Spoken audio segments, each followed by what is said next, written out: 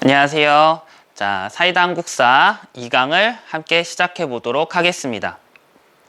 1강 촬영을 하고 나니까 아무래도 조금 이 마이크에 소음이 좀 잡히고 하고 있는 게 이렇게 들리더라고요. 최대한 좀 고치려고 노력은 하고 있는데 여러분들이 조금 너그러운 마음으로 봐주셨으면 좋겠습니다. 자, 오늘 2강 같이 한번 살펴보겠습니다. 2강의 내용은 삼국 가야의 성립과 지배체제의 정비입니다. 선생님이 이제 교과서에 있는 자료를 한번 가지고 왔는데요. 사실 이 부분은 되게 교과서에서 많은 내용을 다루고 있어요. 그러니까 3세기에서 6세기에 이르는 삼국의 항쟁을 이제 다루고 있는 부분이거든요. 이 부분은 사실은 되게 배울 내용이 많기 때문에 교과서별로도 되게 다양한 자료들을 많이 쓰고 내용도 되게 많아요. 이거를 여러분들이 실제 수업에서 아마 1시간 안에 배우신다면 조금 많이 어려움이 있을 거라고 생각이 듭니다. 그래서 이 부분은 마찬가지로 모든 자료를 다룰 수가 없기 때문에 이 중앙집권체제를 중심으로 하여 이 통치체제 정비라고 돼 있죠? 이게 바로 중앙집권체제거든요. 이 중앙집권체제의 정비 과정을 같이 한번 살펴보는 걸로 하겠습니다. 지난 시간에 잠깐 말씀을 좀 드렸었는데요. 이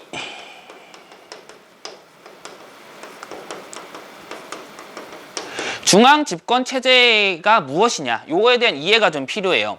우리가 부여와 고구려 배웠을 때 아마 기억이 날 겁니다. 부여와 고구려에는 제가가 있는데 그 제가는 왕이 함부로 통제할 수가 없다라고 말씀드렸었죠.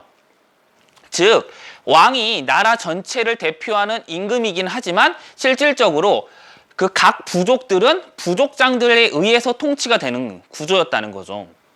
이것을 나중에 시간이 흘러가면서는 왕이 국가의 지배자로서 모든 인민과 국가를 지배하고 부족장들은 왕의 신하로 들어가는 그런 과정을 우리가 보통 중앙집권체제라고 하는 거죠. 말 그대로 권력이 중앙에 모이는 형태다 라고 우리가 이해할 수도 있겠죠. 그럼 중앙집권체제가 됐는지 안 됐는지, 이 국가는 중앙집권적 국가군요 라고 할 수 있는 그러한 증거가 무엇이냐, 이걸 같이 한번 봐야겠죠. 우리 금성교과서에는 보시는 바와 같이 이렇게 이 통치체제 정비 과정에서 중앙집권적 모습이 나타나는 걸 크게 4가지를 들고 있어요. 4가지를 한번 같이 한번 정리해 볼게요. 먼저 첫 번째는 족장 세력의 중앙 귀족화라고 되어 있습니다. 이게 무슨 소리냐? 자, 다시 백제가 아니죠. 고구려와 부여 이야기를 좀 해봅시다. 고구려와 부여에서는 사출도가 있고 고구려에도 제가가 있어서 이 제가들이 각각의 부족을 다스리는 형태였어요. 그쵸? 그런데 이제 시간이 흐르면 흐를수록 이런 부족장들의 힘이 약해지는 거예요. 그렇게 해가지고 부족장들이 왕의 신하가 되는 거죠. 그럼 부족장이 거느리고 있었던 신하들은 어떻게 될까요? 역시 왕의 신하가 되는 겁니다. 자, 이거를 조금만 더 이제 보충을 해서 말씀을 드리면, 중앙집권 체제가 이루어진다는 것은 국왕이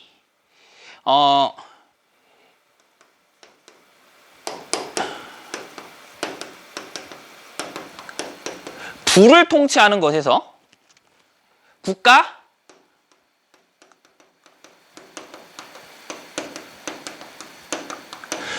전체를 통치하는 것으로 바뀌게 되었다라고 이야기할 수가 있는 거죠. 그 전까지 임금들은 고구려라면 고구려의 5부를 통치한 거지 고구려는 나라 전체를 통치한 게 아니었어요. 그런데 시간이 흐르면서 중앙집권 체제가 이루어지면서 자연스럽게 고구려 왕이 고구려 전체를 통치하게 된 거죠. 바로 이러한 업적을 이룬 왕이 바로 누구냐? 고구려의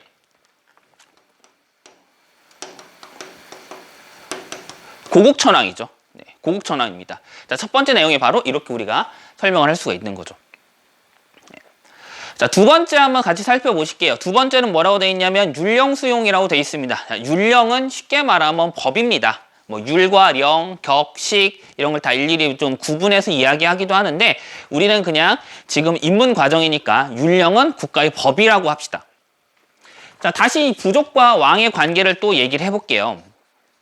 자, 보면 율령을 수용하기 전에는 각 부족에서 일어난 일들을 왕이 쉽사리 개입할 수가 없었어요. 즉 부족장들이 부족의 일을 처리하고 국가의 대사는 왕과 부족이 협의하여 처리하는 구조였다는 거죠. 근데 이제 왕의 권한이 강해지면서 이 한 나라의 백성들을 일률적으로 통치해야 하는 문제가 생겼다는 거죠. 그래서 이 한 나라의 백성들을 똑같은 규칙에 의해서 통치하기 위해서 바로 중국식 법률 제도인 율령을 반입을 하게 된 겁니다. 그래서 이 율령 수용이 또 국가가 발전하고 국가가 중앙집권 체제를 이루었다는 가장 또 중요한 근거 중 하나로 이야기가 되고 있죠. 자, 그래서 우리가 이제 이 율령과 관련해서는 그래서 항상 늘 시험에서도 좀 비중이 있게 나와요. 그 율령을 수용한 임금들 우리가 한 3명 각 나라별로 중앙집권 국가를 이룩한 고구려, 백제, 신라별을 좀 살펴볼까요? 자, 이 고구려 같은 경우 율령을 확립한 임금이 누구냐라고 하면 소수리망이죠. 백제는요? 고위왕이라고 돼 있고요. 신라는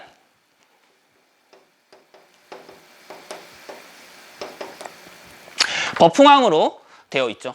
이 사람들의 업적이 좀 많이 출제가 되고 있습니다. 그만큼 국가의 하나의 원칙에 따른 법을 세운 거는 매우 중요한 역사적 사건이라고 할 수가 있는 거죠. 자, 체크해 주시기 바랍니다. 자, 여기서 이제 하나만 더 얘기를 해볼게요. 여기 지금 이 PPT 내용에는, 이 학습지 내용에는 지금 나와 있지는 않은데, 사실은 율령만큼이나 또 중요한 게 있어요. 뭐냐면, 바로 종교의 문제입니다. 지금은 확실히 비중이 많이 줄었지만, 과거의 사람들에게는 이 종교도 매우 중요한 역할을 했어요. 하지만, 중앙집권 체제가 이루어지지 않았을 때는, 각 부족마다 부족이 섬기는, 뭐 토템이랑 또는 부족이 믿는 종교가 전혀 달랐다는 거죠. 그런데 이제 나라가 하나로 통합이 되는 과정에서 사실은 각 부족마다 종교라던가 어떤 따르는 그런 토템이 다르다는 건 상당히 문제가 될 수밖에 없는 겁니다. 그러다 보니까 중앙집권 체제가 이루어지면서 아주 자연스럽게 뭐 어떤 일이 벌어지냐면 바로 모든 국민을 통합할 수 있는 하나의 종교를 원하게 돼요. 그 종교를 또 중국에서 받아들이게 됐는데 그 종교가 바로 뭐겠습니까? 그렇죠. 바로 불교입니다. 불교의 수용과 관련된 내용도 여러분들이 꼭 좀 기억을 해두셔야겠습니다.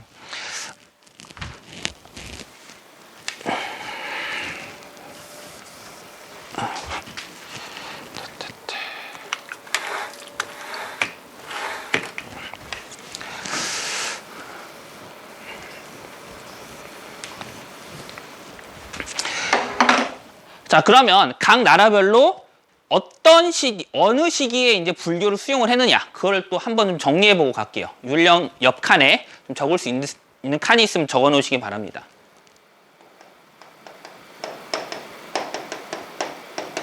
자, 불교 수용과 관련된 겁니다. 역시 고구려, 백제,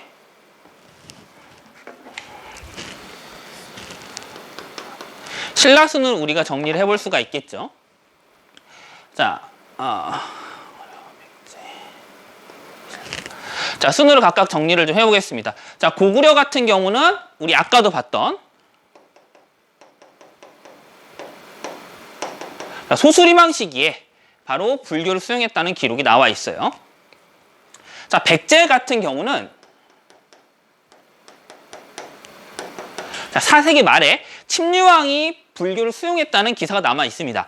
사실 침류왕은 그 역사적으로 그렇게 왕을 길게 하지도 않았고, 사실 우리가 이 삼국시대 역사를 배울 때 업적이 막 그렇게 많이 나오는 임금은 아니에요. 그런데 이 침류왕이 불교를 수용했다라고 하는 그 기사가 있어서 침류왕은 이렇게 교과서에 자신의 이름을 남길 수 있게 되었죠.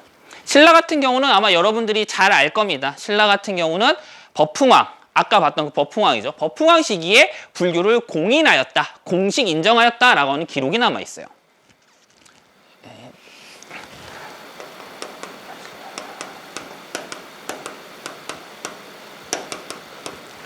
법흥왕 때 불교를 수용했다라는 기록이 남아 있습니다. 그래서 이런 불교도 당시에 왕의 권한을 강화하면서 하나의 나라가 하나의 사상으로 통합하는데 또 중요한 역할을 했다는 겁니다.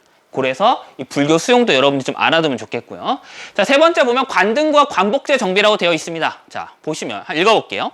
삼국은 족장 세력을 서열화하기 위해 관등제를 정비하였으며 관등에 따라 옷 색깔을 달리하는 관복제를 시행하였다라고 되어 있습니다. 이게 무슨 말이냐? 자, 이제 각 부를 다스리던 부족 장들을 왕이 신하로 만들었습니다. 그럼 왕의 신하들은 왕을 근처에서 모셔야 되기 때문에 각 부를 떠나서 왕이 살고 있는 수도로 모여야 돼요. 그럼 각 부족들이 이제 수도에 옹기종기 모여 있습니다. 그러면 이제 그 부족의 세력이 크냐 작냐에 따라서 부족, 즉 예전에 부족장이었던 부족장들의 서열을 만들어 주는 거죠. 신하의 서열을 만들어 주는 겁니다. 그게 바로 관등제예요. 아, 그래서 너는 참 많은 큰 부족을 다스렸구나. 너는 육두품을 하여라. 너는 그거보다 좀 작구나. 그럼 오두품을 하여라. 이런 식으로 부족장들의 서열을 정리하면서 이것을 한 나라의 신하들의 등급을 만들어낸 거죠. 이게 바로 관등제라고 할 수가 있겠습니다. 그러면 이런 관등에 따라서 그럼 신하들의 서열이 구분되어야 되지 않겠습니까? 그럼 서열을 구분하기에 가장 좋은 방법은 바로 뭐냐?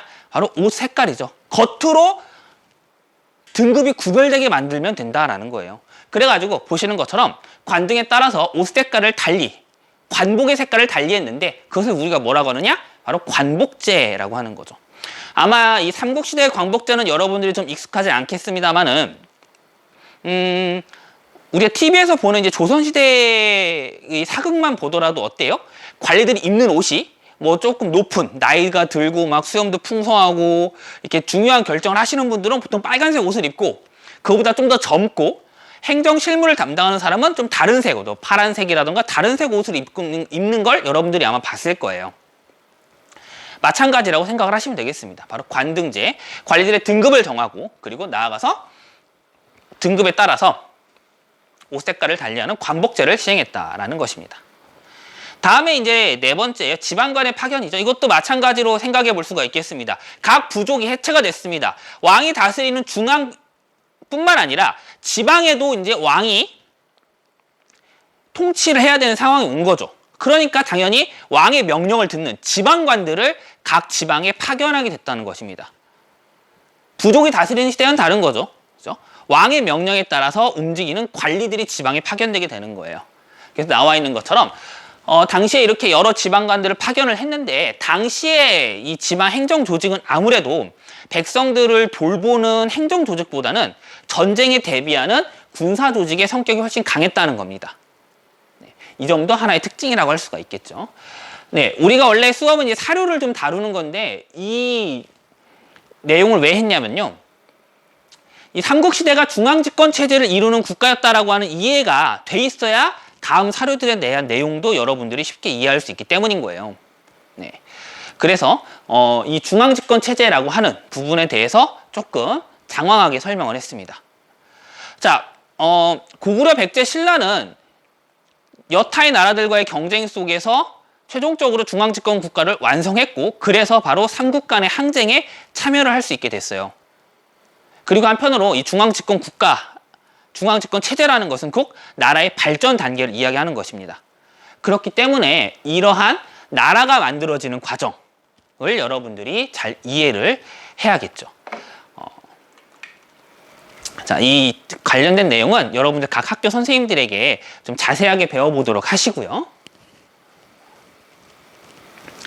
자, 그러면 넘어가서 사료에 대한 부분을 같이 학습해 보도록 하겠습니다. 네. 이 부분은 역시 여러 가지 사료가 있기 때문에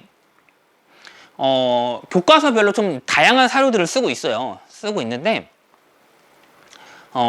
역시 그 중에서 좀 중요한 부분만 우리가 같이 좀 짚어보도록 하겠습니다. 먼저 첫 번째 사료입니다. 지금 잘 보이나 모르겠어요. 어제 그 촬영한 걸 한번 보니까 생각보다는 좀 선명하게까지는 아니지만 그래도 아마 자료를 보는 데는 크게 지장이 없었던 것 같아요. 그래서 제가 가지고 왔는데 여러분들 아마 학습지로도 볼 수 있기 때문에 일단은 제가 이렇게 화면을 띄워놓고 좀 보도록 하겠습니다. 자, 이 삼국의 법률과 법령과 관련해서 사료를 보시면 소수리망 3년에 처음으로 율령을 반포하였다라는 기록이 남아 있습니다. 자, 이 소수리망이 왕이 됐던 시기는 사실 고구려에게 있어서는 되게 어려웠던 시기예요. 어떤 시기냐면 바로 백제의 근초고왕에게 고구려가 평양성에서 패배를 당하고 심지어 왕이 전쟁 중에 죽는 일이 벌어지는 등 매우 혼란한 상황이었다는 거죠. 이런 혼란한 상황 속에서 그런 혼란을 극복하기 위해서 소수리망이 여러 가지 정책을 실시합니다. 그 중에 하나가 바로 율령 반포라는 것이죠. 율령, 국가의 법, 체계를 만들어냄으로써 국가 전체에 통용되는 법과 규칙을 만들어 중앙 집권을 이룩해서 다시 국력을 회복하려고 했다라는 것입니다. 특히 소수리망은 매우 중요한 업적을 가진 임금이죠. 소수리망의 업적을 간단하게만 좀 정리해보면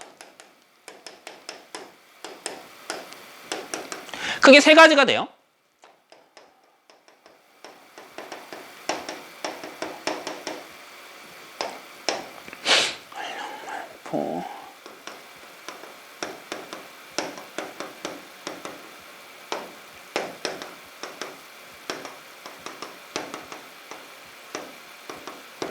자, 소수리망의 업적은 크게 세 가지입니다. 율령반포, 불교수용, 그리고 태학 설립. 태학이라 함은 교육기관을 가리키는 것이죠. 이 소수리망의 업적은 정말 중요한 내용들이 많이 들어가 있어요. 특히 율령과 불교는 아까 말씀드린 것처럼 중앙집권 국가의 척도가 되는 매우 중요한 내용이라는 건 이미 말씀을 드렸죠. 사실은 이런 소수리망의 이런 정말 그 국가의 위기 속에서 나라를 제대로 살려보겠다는 그런 노력이 있었기 때문에 고구려는 다시 부흥할 수 있었고, 그 결과 바로 뒤이어 등장한 광개토 대왕이 활발한 정복 전쟁을 펼칠 수 있었던 그러한 원동력이 되지 않았는가 하는 생각이 들기도 합니다. 자, 소수리망 꼭 기억해 주시고요. 다음 넘어가겠습니다. 네, 다음은 바로 백제입니다. 백제의 관등제 정비와 관련된 역사 자료가 있는데 이게 조금 특이한 게요. 보통 관등제라던가 관봉 이야기를 할 때는 신라의 사료를 많이 씁니다. 여러분들 교과서도 나중에 보시면 신라가 관등을 어떻게 정부했다, 대나마, 남아 해서 몇 품까지는 무슨 옷을 입고, 어디까지는 무슨 옷을 입고 하는 내용들이 보통은 신라의 사료들을 많이 써요. 신라의 골품제 사료를 많이 쓰는데요. 근데 이번 교과서에서는 좀 보시면 아시겠습니다만 백제의 관등제와 관련된 내용이 조금 비중 있게 들어갔어요. 미래엔 비상, 지약사 천재 등 4종의 교과서에서 백제의 관등과 관련된 역사 자료를 실어놨는데요. 이 교육과정마다 매번 신라의 골품제만 가지고 골품제에 따른 관등과 관복 이야기만 다루다 보니까 이번 교과서에서는 조금 차별화를 두기 위해서 이런 백제의 관등제 정비와 관련된 내용이 많이 들어가지 않았는가 하는 생각이 듭니다. 그러니까 한번 좀 읽어보도록 할게요. 사료를 보면 이 사료에서 우리가 특징적인 걸 봐야 된다고 했죠. 가장 중요한 건 이 자료를 보자마자 이 자료 어떤 나라 자료구나, 어느 시기 어떤 나라 자료구나, 이걸 파악할 수 있는 키워드를 찾아야 된다고 했어요. 자, 그러면 제가 쭉 한번 읽을 동안 여러분들은 이 자료에서 이 자료가 삼국시대 백제의 자료다라는 걸 알 수 있는 그런 키워드들을 한번 체크해 보시기 바랍니다. 지금부터 읽어볼게요.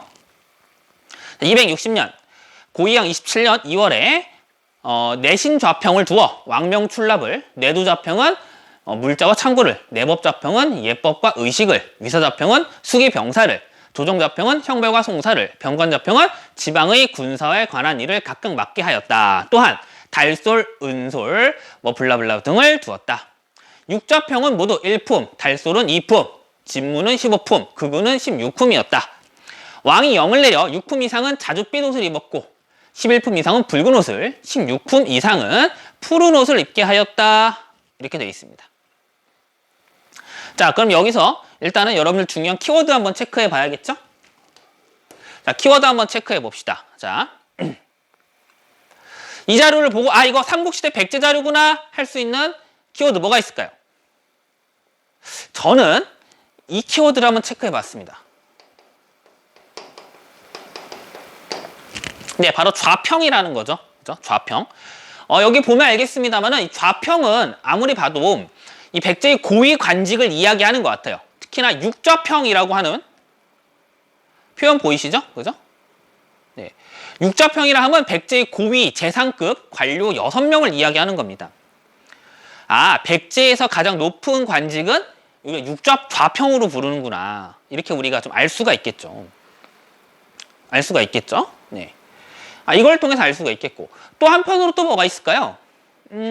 특징적으로 보면은 좌평 바로 밑에 있는 관직이 달솔, 은솔 이렇게 돼 있는 걸 우리가 알 수가 있어요. 즉, 솔, 무슨 솔, 관직 이름에 무슨 솔 이렇게 들어가면 아, 이것은 무엇이다.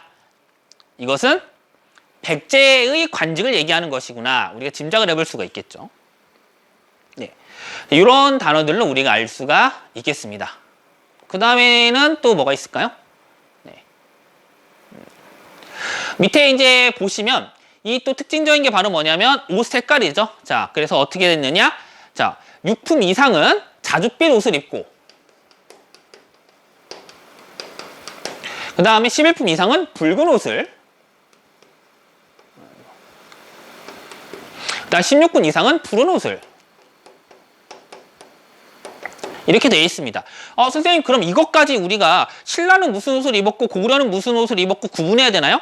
사실 그렇게까지는 알 필요는 없을 것 같아요. 그렇게까지는 좀 공부하기가 어려울 것 같고 다만 이걸 통해서 알 수 있는 것은 바로 사료의 성격을 알 수 있는 것이죠. 그죠? 관직의 등급에 따라서 어떤 옷을 입게 했느냐 이걸 통해서 알 수 있는 것은 바로 백제는 관복제를 정비하였구나. 신하들마다 관등에 따라 관복을 정비하였구나 라는 사실을 우리가 확인해 볼 수 있다는 거죠. 그 점에서 이런 키워드들이 중요하다고 할 수가 있겠습니다. 자, 다음 자료 한번 넘어가 볼게요.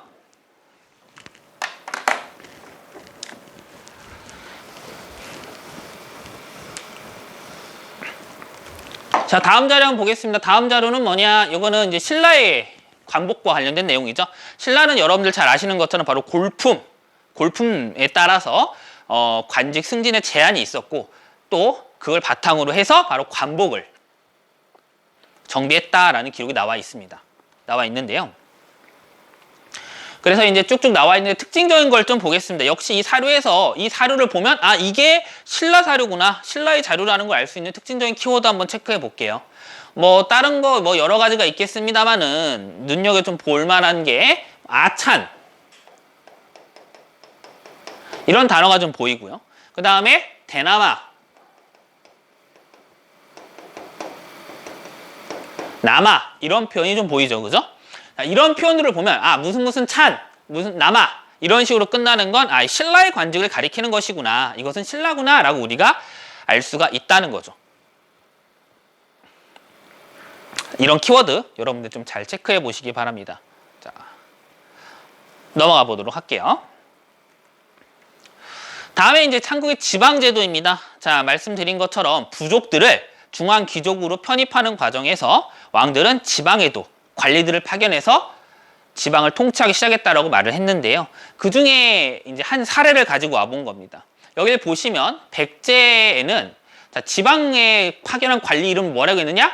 담노라고 표시했다라고 되어 있습니다. 그래서 백제에는 이제 보통 22담노라고 하는 지방관이 있었다라고 되어 있는 거죠. 지방관이 22명이었다. 이렇게 나와 있는 거죠. 네. 그래서 지방제도와 관련된 내용들도 좀 이렇게 나와 있습니다. 삼국에는 보시는 것처럼 이렇게 담노처럼. 참고로 이렇게 22담노를 파견한 임금이 누구냐라고 하는 문제들도 좀 많이 나와요. 22담노를 이 파견한 임금은 바로 여러분들이 잘 아시는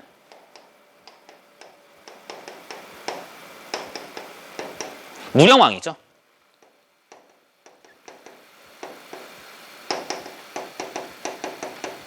자, 무령왕이 이제 재위를 하면서 무령왕 재위 시절에는 바로 충남 공주인 웅진이 백제의 수도였는데 이 백제의 왕이었던 무령왕은 지방에 22담노를 파견하는 등 중앙집권 체제를 확립하기 위해 많은 노력을 기울였고 고구려의 침공 이후에 힘들었던 백제를 부흥시키는데 큰 역할을 했던 왕이죠. 그리고 더 유명한 건 바로 사후에 왕의 무덤이 이제 발견된 것이죠. 1970년대 초에 무령왕의 무덤이 발견이 되면서 더욱 유명한 왕이 되기도 했습니다. 네. 넘어갈게요. 다음에 이제 아까 말한 신라의 골품제와 관련된 내용입니다. 당시의 사료를 좀 가지고 와봤는데요. 여기 보면은 이제 설계두와 관련된 사람이 나와 있습니다. 자, 설계두라는 사람이 나와 있는데 이 사람이 신라의 골품제를 평가한 내용이 나와 있습니다. 같이 한번 읽어볼게요. 신라는 사람을 쓰는데 골품을 따져서 그 족속이 아니면 비록 뛰어난 재주와 공이 있어도 한도를 넘지 못한다. 나는 멀리 중국에 가서 출중한 지략을 발휘하고 비상한 공을 세워 영화를 누리며 높은 관직에 어울리는 칼을 차고 천자 곁에 출입하기를 원한다 라고 하였다. 그는 621년 몰래 배를 타고 당나라로 갔다 라고 되어 있습니다. 그럼 여기서 이제 여러분 제가 하나 물어볼게요. 그럼 설계두는 이 신라에서 어느 정도의 골품을 가지고 있었을까요? 자, 왕족에 해당에는 성골, 진골이었을까요? 아니면 그 밑에 등급인 6두품, 5두품 이었을까요? 네. 아마 이 내용을 전체적으로 봤을 때는 이 설계두는 확실한 거는 어떤 성골이나 진골과 같은 그런 집안은 아니었던 것 같아요. 귀족이라고는 돼 있습니다. 귀족이라고 돼 있기 때문에 어느 정도 지위는 있습니다만 그렇다고 설계두가 진골이나 성골과 같은 그런 높은 집안의 등급이 아닌 것 같아요. 왜 그러냐면 그런 집안의 사람이었다면 당연히 뭐 큰 하자가 없다면 승승장구했을 텐데 설계두는 어떻게 하고 있습니까? 자기가 출세를 부귀영화를 누리고 출세를 하기 위해서 어떻게 한다? 당나라로 떠났지 않았습니까? 즉 나는 신라에서는 출세하기가 어려운데 결국 내가 출세를 하려면 나는 신라가 아닌 곳에서 출세를 해야 된다. 그렇기 때문에 기회의 땅인 바로 당나라로 떠났다는 내용이 사료의 전체적인 내용인 거죠. 그렇기 때문에 아마 설계두는 6두품이나 또는 그 6두품 이하의 그런 집안이 아닐까라고 하는 추측을 해볼 수가 있죠. 네. 이 사료도 역시 키워드 좀 체크해 볼까요? 키워드 체크해 보시면 뭐가 있을까요? 네, 설계두가 있네요. 그 다음에 골품이 있다, 그죠? 골품이 있습니다. 그 다음에 이 사람이 나중에 당나라로 떠나갔다, 당나라로 갔다라고 하는 기록들이 나와 있죠. 이런 사료를 통해서 이 사료는 삼국시대 신라에 대한 자료이고 내용은 바로 신라의 골품제가 엄격해서 능력이 있어도 출세하지 못하는 그러한 상황을 꼬집고 있는 것이다 라고 우리가 이야기해 볼 수가 있겠죠. 나와 있습니다. 자, 그러면 이제 우리가 배운 내용을 바탕으로 좀 같이 문제를 풀어볼 건데요. 이 파트의 문제는 보통 어떻게 출제가 되느냐.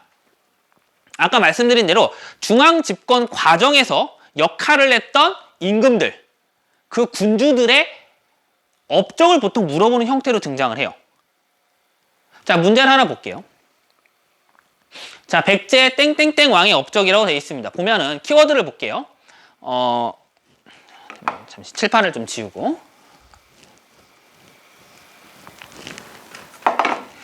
자, 땡땡땡 왕의 업적이라고 되어 있는데 한번 보시면 마한을 정벌하였다.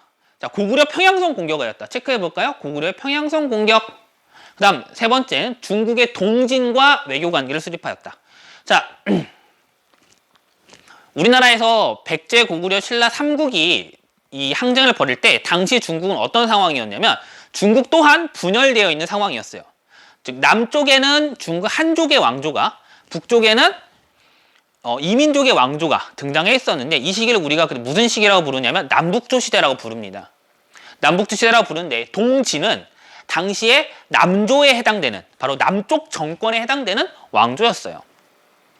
자, 그래서 중국 남부와 주로 교류를 했다는 걸 우리가 알 수가 있겠죠. 그리고 찾아보는 겁니다. 자, 그러면 이 왕의 업적, 사실은 문제 보면 땡땡땡 왕이라고 돼 있는데 이 땡땡땡이라고 하는 동그라미 숫자를 보통 속이지는 않거든요. 그러니까 이거 가지고도 찾아볼 수는 있어요. 하지만 이제 뭐 늘 그렇다고 볼 수는 없으니까 키워드를 좀 꼽아보면, 자, 마한을 정벌하였다. 마한은 당시에 충청도와 이 전라도 지역에 세력을 가지고 있었던 사만의 한 부류를 얘기하는 거였죠. 마한을 정벌했대요. 그리고 중요한 게 바로 두 번째 가장 중요한 거겠죠. 고구려의 평양성을 공격하였다.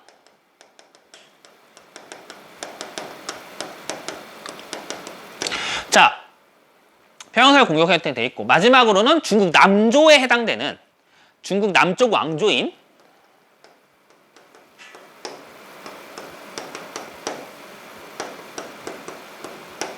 내용이 나와 있죠. 이 세 개를 종합해 봤을 때 우리가 이것은 근초고왕의 업적이구나 라는 걸 우리가 짐작을 해볼 수가 있어요. 근초고왕의 업적. 짐작을 해볼 수가 있습니다. 그럼 여기서 이제 근초고왕의 업적을 찾는 게 결국에는 답이 되겠죠. 문제는 보통 이런 식으로 이루어진다는 겁니다.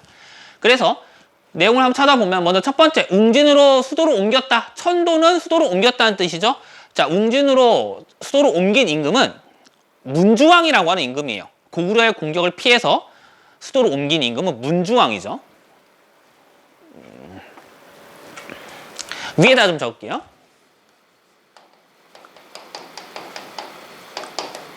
(2번) 볼게요. 자, 불교를 공인하였다 되어 있습니다. 근초고왕이 백제의 전성기를 이끈 왕이기 때문에 당연히 뭐 그럴 수 있다고 생각할 수 있는데, 백제에서 불교를 공인한 임금은 다른 사람이라고 말씀드렸었죠? 누구였죠? 침류왕이었죠. 자, 고구려는 소수림왕이고 백제는 법흥왕이라고 말씀드렸어요. 자, 3번을 보시면 서기를 편찬하였다. 선생님 저게 뭡니까 저게? 서기는요 역사서의 이름입니다. 역사책의 이름이 서기예요.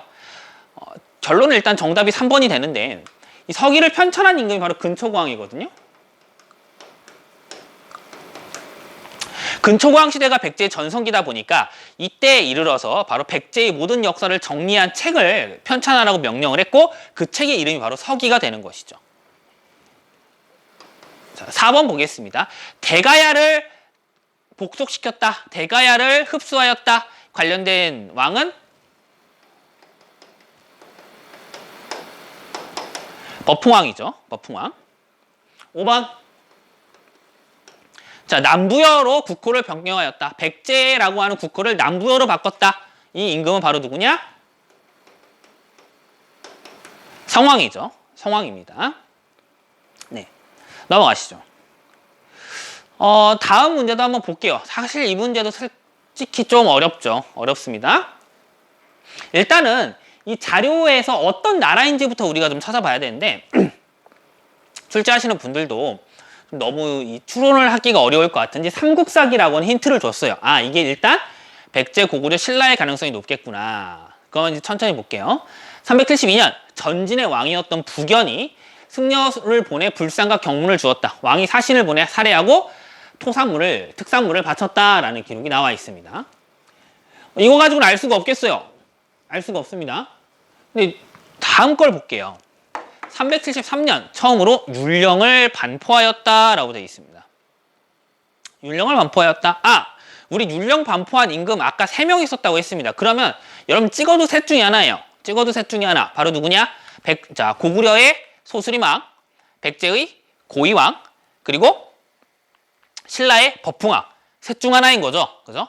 근데 아마 여러분들이 이제 수업을 좀 배우다 보면 알겠지만 고이왕은 3세기 때 활약했던 인물이고 법흥왕 같은 경우는 6세기 때 활약을 한 인물이에요. 그렇게 되면 4세기에 남는 인물은 소수림왕밖에 없죠. 그렇게 해서 정답을 사실 찾을 수도 있어요. 찾을 수도 있습니다. 어쨌든 이 자료에서 우리가 좀 중요한 걸 체크를 해보면 일단은 자, 전진이라는 나라가 있습니다. 전진은 아까 설명했던 남북조 중에서 북조에 해당하는 왕조예요. 즉 중국 북부에서 있는 왕조라는 거죠. 아무래도 그러면 우리 한반도 북쪽의 나라들하고 교류했을 가능성이 크겠죠. 그 다음에 여기 보시면 승려를 보내서 불상과 경문을 주었다. 불상을 전파하면서 야, 우리가 불교를 믿고 있는데 너네 고구려도 한번 믿어봐. 부처님 정말 좋으신 분이야 하고서 불상을 전달했다는 거죠. 즉 불교 수용과 관련된 내용이겠죠. 이걸 통해서도 알 수가 있을 거예요.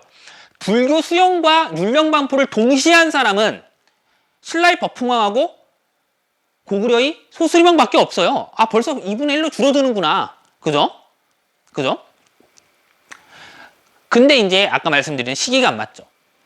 그리고 마지막으로 율령까지. 이것까지 합쳐보면 결론은 딱 나오는 거죠. 바로 뭐다? 바로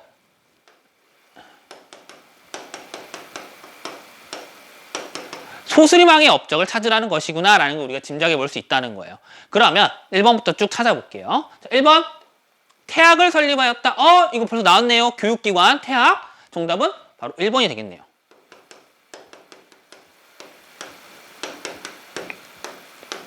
2번 한번 같이 볼게요. 평양으로 천도하였다. 평양으로 수도로 옮긴 임금은 남진 정책을 실시했던? 그렇죠. 장수왕이죠. 3번 보겠습니다. 자, 우산국을 정벌하였다고 되어 있습니다. 여러분 잘 아시다시피 우산국이라 함은 독도와 울릉도를 포함한 지역을 얘기하는 거죠. 이 지역을 정벌하여 바로 우리 역사로 확실하게 편입을 한 임금은 바로 누굽니까?